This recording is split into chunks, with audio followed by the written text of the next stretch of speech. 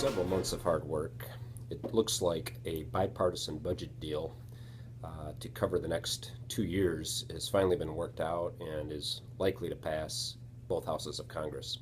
The deal that was announced and voted on by Congress last week had been negotiated by a bipartisan group led by Democrat Patty Murray as well as Republican Paul Ryan. When it went before the House last week, it passed by a wide margin, 332 to 94.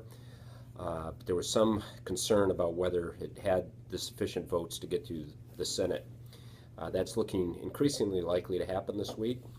The bill is important because it will set the spending levels for the next 2 years and will modestly reduce the deficit over the next 10 years. By resetting the forecast for the next 2 years, or the budget for the next 2 years, it is restoring some key cuts that would have gone into effect under sequestration. This adds a lot of clarity to the budget for the Defense Department. Since the Budget Control Act of 2011, which is known as the sequester, the budget had mandated across-the-board budget cuts.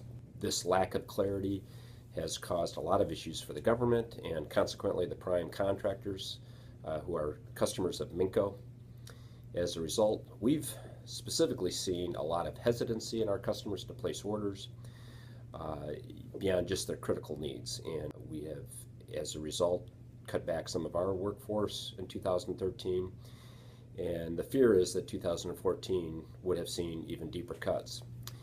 While this deal is not even close to being the far-reaching deal on revenue and entitlements that many had hoped would come about, it definitely is going to restore some fiscal order to the U.S. budget and provide some much-needed clarity.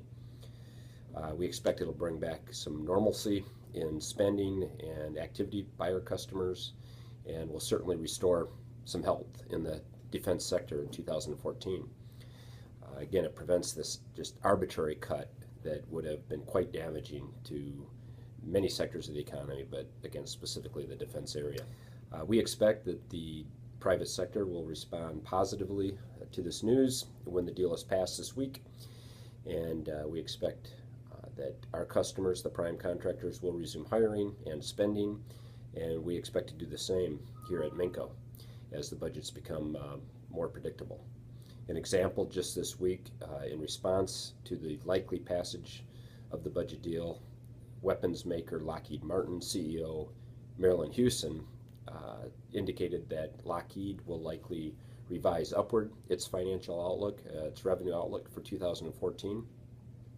She indicated that sequester had impacted Lockheed by over $400 million in revenue in 2013, and it was likely to have an even greater impact on budget cuts and causing further decline in 2014.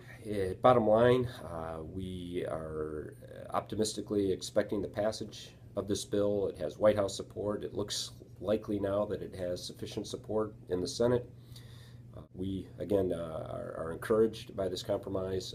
It restores support for key defense-related programs, and most importantly, it gives some stability and allows us to more concretely understand and make plans for our business investments as we enter 2014. It gives us a much more transparent budget, a much more clear process by which to move forward, and we see this as a very positive sign to start 2014. For more information about Minco Technology Labs, visit www.mincotech.com.